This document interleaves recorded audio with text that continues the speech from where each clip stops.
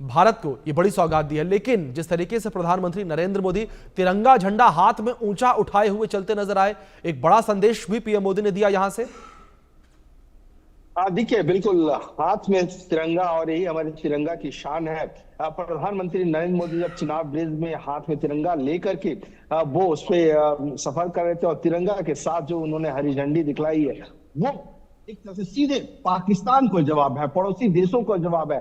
क्योंकि चिनाब ब्रिज से मात्र 60 नॉटिकल माइल पर जो है सो पाकिस्तान की सीमा लगती है, एलओसी और आईबी पास में है। तो ऐसी स्थिति में प्रधानमंत्री ने न सिर्फ दुनिया के सबसे ऊंचे ब्रिज को हरी झंडी दिखलाई है, बल्कि पूरी दुनिया को एक संदेश दिया है, पाकिस्तान को संदेश दिया है। और साथ ही साथ इस ब्रिज के जरिए जो है तो आने वाले कल में आप देखेंगे, हमारे दर्शक देखेगा कि जो सेनाओं का साजो सामान है, जो रसद है, जो टैंक है, जो गोला बारूद है, जो तमाम एयर डिफेंस सिस्टम है, सब इसी रास्ते से जो है तो आसानी से हम एलओसी तक पहुंचा सकते हैं और हम अपने दुश्मनों को नेस्तनाबूद कर सकते हैं। और सबसे बड़ी बात यह है ना कि ये आप देखिए, एफिल टावर से 35 मीटर ऊंचा है, हमारा कुतुब मीनार से 5 गुना है और पूरी लंबाई 1315 मीटर है। तो ऐसी स्थिति में ये वाकई इंजीनियरिंग के लिए एक बेहतरीन नमूना है, जो भारतीय रेलवे के इंजीनियरों ने बना करके इसे तैयार किया है।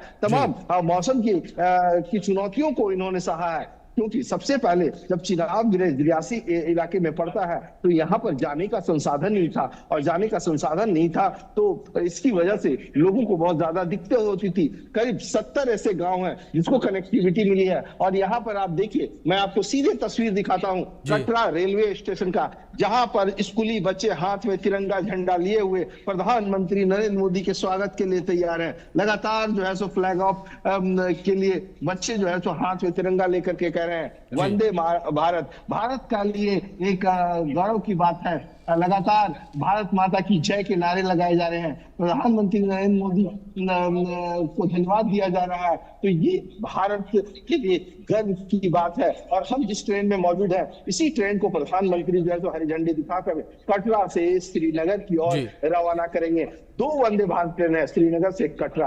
अब आप देखिए कि आखिरकार इस ट्रेन में खास क्या है, क्योंकि आप कटरा से श्रीनगर अगर आप जाते हैं तो आपको लगातार मौसम की चुनौतियों का सामना करना पड़ता है। आप थोड़ा दूर बढ़े, स्नोफॉल हो गया, रास्ते ब्लॉक हो गए, कहीं लैंडस्लाइड हो गया, आप जा नहीं सकते हैं। सड़क रास्ते से जाएंगे तो लंबे जाम में फंसे रहेंगे, जब तक सड़क नहीं खुलेगा, वहां से मलबा नहीं हटेगा तो आप नहीं जा सकते। तो ऐसी स्थिति में सभी मौसम में, चाहे ठंड हो, बरसात हो या गर्मी हो, किसी भी मौसम में आप आसानी से आप कटरा से श्रीनगर या कहें श्रीनगर से कन्याकुमारी तक आप सफर कर सकते हैं। और आप बात करें हम किराए की, तो किराया भी कम है। अगर आप ट्रेन सड़क रास्ते से अगर आप जाते हैं तो 1000 रुपये से लेकर के 1500 रुपये आपको खर्च करने पड़ेंगे प्राइवेट व्हीकल में, और टाइम भी आपको 6 से 8 घंटे लग सकते हैं। लेकिन अगर हम वंदे भारत की बात करें तो वंदे भारत से मात्र आप 2 घंटे 58 मिनट में आप कटरा से चल करके श्रीनगर पहुंच सकते हैं। तो ये खास बात है। हमारे साथ कई इंजीनियर जुड़ चुके हैं जो तमाम अलग अलग फेज में, अलग अलग एरिया में काम कर चुके हैं, क्योंकि 272 किलोमीटर का ये पूरा ट्रैक है। यूएसआरबीएल प्रोजेक्ट है जो उधमपुर से लेकर के बारामूला तक जाती है। तो हमारे साथ अश्विनी दयाल जी जुड़ चुके हैं, इनसे हम सीधे बात करेंगे। अश्विनी जी, अब वो क्षण आ गई है जिन चीजों पर आपने मेहनत की, वर्षों आपने लगाया, करीब 3 दशक का वक्त हो चुका है प्रोजेक्ट को लेकर के, करीब 2 दशक से ज्यादा का वक्त हो गया है कि इसे शुरू होने में कई बार काम को बंद करना भी पड़ा होगा। तो कैसे आप देखते हैं इस प्रोजेक्ट को? देखिए, ये जैसा आप जानते हैं इस प्रोजेक्ट के बारे में कि अब 2002 से इंटरनेशनल 2002 से काम शुरू किया और 2009 तक काजीगुंड तक हमने ट्रेन चला थी। 2009 में काजीगुंड से ट्रेन ऑपरेशन उसके बाद 2013 में मनिहार तक उस वक्त की सबसे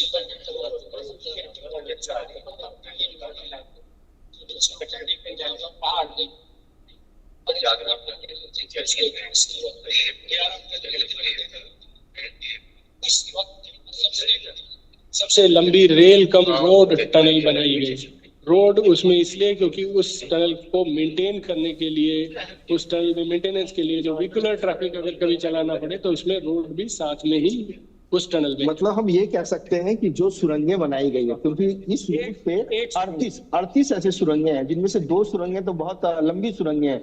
जो एक आप बता रहे हैं सुंबर से खड़ी तक के बीच में सबसे लंबी सुरंग है, करीब 13 किलोमीटर की सुरंग है। उसके बाद बनिहाल काजीकुंड की बात करें जो 2014 में शुरू हो गई थी, 2013 में शुरू हो गई थी। लेकिन अब यह है कि क्या इससे हम लोग ने एक अच्छा सबक सीखा है कि आगे अगर हम बारामूला, पहलगाम इन सब की बात करें, वहां तक भी हम पहुंच सकते हैं?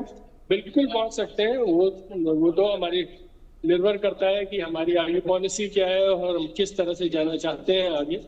बिल्कुल पहुंच सकते हैं, क्योंकि इन सारी टनल्स को बना के और इन ब्रिजेस को बना के हमारे इंजीनियर्स, हमारी इंजीनियरिंग टीम में बहुत ज्यादा कुशलता आई है और बहुत ज्यादा कॉन्फिडेंस है उनको। और आने वाले समय में जितनी भी और परियोजनाएं हैं इस पे आधारित, टनल पे और ब्रिजेस पे आधारित रेलवे की, उसमें कम समय लगेगा, क्योंकि अब हमको पता है कि कहाँ पे कैसे काम करना है। और हम विदेशों पे या विदेश के जो लोग हैं जो कि स्पेशलिस्ट हैं उन पे कम आधारित रहेंगे, आत्मनिर्भर बन जाएंगे।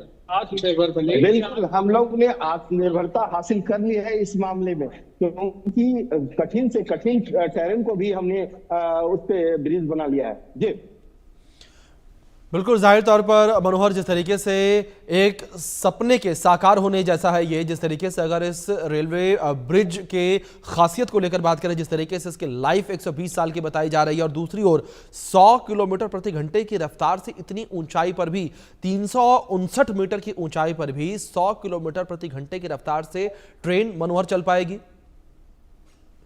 देखिए, बिल्कुल आपने सही कहा, क्योंकि चिनाब ब्रिज को जिस तरह से डिजाइन किया गया है वहां पर उसकी 3-4 जो मेन खास बात है, जिनमें 100 प्रति किलोमीटर घंटे की रफ्तार से सिर्फ वंदे भारत ट्रेन दौड़ेगी, बल्कि 8 रिएक्टर पैमाने पर अगर भूकंप के झटके 8 रिएक्टर तक आता है तो भी जो है तो चिनाब ब्रिज जो है तो झेल लेगी, उसको कुछ भी नहीं होगा। तो आप समझ लीजिए, क्योंकि ये सारी चीजें और ये सारे इलाके जो है सिस्मिक जोन 4 के तहत आते हैं और उसमें लगातार भूकंप के झटके महसूस होते हैं, इसलिए उसको ध्यान में रखा गया है। 8 रिएक्टर पैमाने तक भी कुछ भी इस पुल को नहीं होगा। इसके साथ साथ हवा की स्पीड ज्यादा होती है इन इलाकों में, तो 266 किलोमीटर प्रति घंटे की रफ्तार से अगर हवा बहती है तब भी इस पुल को कुछ नहीं होने वाला है। कहने का मतलब है कि जिस तरह से हजारों मीट्रिक टन स्टील का इस्तेमाल किया गया है, एंटी कोरोजन पेंट का इस्तेमाल किया गया है, तो इसकी लाइफ 120 साल है और दुश्मन देश देखता का देखता रह जाएगा। पाकिस्तान के लिए सबक है कि तुम विनाश की बात करोगे तो हम विकास की बात करेंगे, और विकास के जरिए जो है हम आपके सीने तक, आपकी सीमा तक पहुंचेंगे और आपको मुंहतोड़ जवाब देंगे। और यही जो है तो ये रेल है। जी बिल्कुल, जाहिर तौर पर जिस तरीके से खासियत की बात की है आपने मनोहर, और बात अगर खासियत को लेकर की जाए, जहां आपने जिक्र किया कि 8 रिएक्टर स्केल का जो भूकंप आएगा उन झटकों को भी ये रेल ब्रिज सह सकता है। दूसरी ओर एक खासियत ये भी निकलकर सामने आई मनोहर कि 266 किलोमीटर प्रति घंटे की रफ्तार से हवाओं को भी ये झेल सकता है, यानी कि तेज हवाएं, आंधी तूफान भी अगर आ जाता है तब भी इस रेल ब्रिज को कुछ नहीं होगा। देखिए, बिल्कुल है, क्योंकि वहां पर सेंसर लगे हुए हैं जो लगातार उस स्पीड को, हवा की स्पीड को, विंड की स्पीड को मॉनिटर करता है, और वहां पर अलग अलग सिस्टम्स, टेक्नोलॉजी का इस्तेमाल किया गया है, ताकि किसी भी तरह के कुछ भी उस तरह के अनहोनी की आशंका हो तो तुरंत ऑटोमेटिकली जो है सो सिग्नलिंग और कंट्रोल रूम को बता दिया जाएगा। साथ ही साथ 266 किलोमीटर से ज्यादा की अगर स्पीड होती है ना, तो तुरंत ऑटोमेटिक वहां पर इतला कर दिया जाएगा और सर्विसेज अपने आप बंद हो जाएगी, मतलब सिग्नल रेड हो जाएगा, ट्रेन वहां से पास नहीं करेगी। तो इस तरह का जो है इंजीनियरिंग का बेहतरीन नमूना है ये चिनाब ब्रिज। दूसरा है अंजी खंड ब्रिज। अंजी खंड ब्रिज जो कटरा से रियासी तक जो जोड़ता है, वो अपने आप में खास है। क्यों खास है कि देश का पहला केबल ब्रिज है, जिसमें 96 जो मोटे मोटे देख रहे हैं वो 96 जो हाई टेंसाइल जो है उस वायर का इस्तेमाल किया गया है और 96 उस तरह के केबल लगाए गए हैं। साथ ही साथ उसका जो पाइलिंग है वो पाइलिंग काफी मजबूती से टेक्नोलॉजी का इस्तेमाल करके उसको लगाया गया है। सबसे बड़ी बात है ना, जिस तरह से चुनौतियां रही, जिस तरह से कई बार मौसम की मार की वजह से काम रोक दिए गए, 6-6 महीने साल बार काम रुका रहा क्योंकि उस तरह से मौसम अनुकूल नहीं रहा। बिल्कुल बिल्कुल मनोहर, मैं रुक करूंगा आपका, लेकिन इस बीच सीधी तस्वीरें सामने आ रही हैं। प्रधानमंत्री नरेंद्र मोदी जो है वो आप देख सकते हैं किस तरीके से तस्वीरों में नजर आ रहे हैं ट्रेन में, और प्रधानमंत्री नरेंद्र मोदी ने जिस तरीके से ट्रेन में बैठकर चुनाव रेल ब्रिज पर सफर भी किया, ये तस्वीरें आपके स्क्रीन पर देख सकते हैं किस तरीके से प्रधानमंत्री नरेंद्र मोदी का इंतजार जो है वो किया जा रहा था किस तरीके से। और ये तस्वीरें आपके स्क्रीन पर है जब प्रधानमंत्री नरेंद्र मोदी ने रेलवे ब्रिज का निरीक्षण किया था, चुनाव रेल ब्रिज जो कि दुनिया का सबसे ऊंचा रेल ब्रिज है। और ये वो तस्वीरें जो कि चर्चा का विषय बनी हुई हैं, जिस तरीके से बड़ा संदेश पीएम मोदी ने दिया, तिरंगा झंडा हाथ में लेकर चुनाव रेल ब्रिज पर चलते हुए पीएम मोदी नजर आए। दुनिया के सबसे ऊंचे रेल ब्रिज पर प्रधानमंत्री नरेंद्र मोदी हाथ में तिरंगा लेकर चलते नजर आए। एक बड़ा संदेश भी पीएम मोदी ने जो है वो दिया है। ये आपके स्क्रीन पर ये तस्वीरें चल रही हैं, प्रधानमंत्री नरेंद्र मोदी ट्रेन में सफर करते नजर आए। श्रीनगर से कटरा जाने के लिए ट्रेन जो है वो सजाई गई। तस्वीरों में देख सकते हैं किस तरीके से प्रधानमंत्री नरेंद्र मोदी ने लोकार्पण जो है वो रेल ब्रिज का किया है। एक बड़ी सौगात प्रधानमंत्री नरेंद्र मोदी ने यहां पर दी है और ये तस्वीरें स्क्रीन पर है, आपके देख सकते हैं किस तरीके से प्रधानमंत्री नरेंद्र मोदी जो है वो ट्रेन में भी सफर करते हुए नजर आए।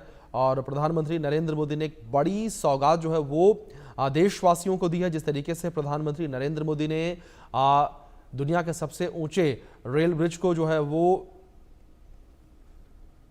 सौंपा है। दुनिया के सबसे ऊंचे पुल का लोकार्पण प्रधानमंत्री नरेंद्र मोदी ने किया और दुनिया को ये पुल भारत को ये पुल जो है पीएम मोदी ने समर्पित किया है। और एक बड़ा संदेश भी इस पुल से पूरी दुनिया को पीएम मोदी ने दिया। ये तस्वीरें लगातार इंडिया न्यूज़ आप तक पहुंचा रहा है किस तरीके से प्रधानमंत्री नरेंद्र मोदी ने सबसे पहले जो है निरीक्षण पुल का किया था, कामगारों से बात की थी उन्होंने। इस पूरी टेक्नोलॉजी को पीएम मोदी समझते नजर आए थे कि किस तरीके से जो है दुनिया के सबसे ऊंचे पुल को बनाया गया है और किस तरीके से कामगारों ने काम किया। जो चुनौतियां उनके सामने आई, उन चुनौतियों से किस तरह से कामगार निपटते नजर आए, जो श्रमिक थे वो कैसे निपटे हैं, इंजीनियर कैसे निपटे, तो इन तमाम पहलुओं पर चर्चा पीएम मोदी ने की। लेकिन दूसरी ओर ये वो तस्वीर आपके स्क्रीन पर जब पीएम मोदी हाथ में तिरंगा झंडा लेकर पुल पर चलते नजर आए, ये एक बड़ा संदेश माना जा रहा है। जिस तरीके से पीएम मोदी को तिरंगे झंडे के साथ देखा गया और हाथ में तिरंगा झंडा ऊंचा उठाए हुए पीएम मोदी जो है वो चलते नजर आए। और जिस तरीके से प्रधानमंत्री नरेंद्र मोदी का पहलगाम आतंकी हमले के बाद ये पहला दौरा और साथ ही साथ ऑपरेशन सिंदूर के बाद भी पीएम मोदी का ये पहला दौरा है जम्मू कश्मीर का।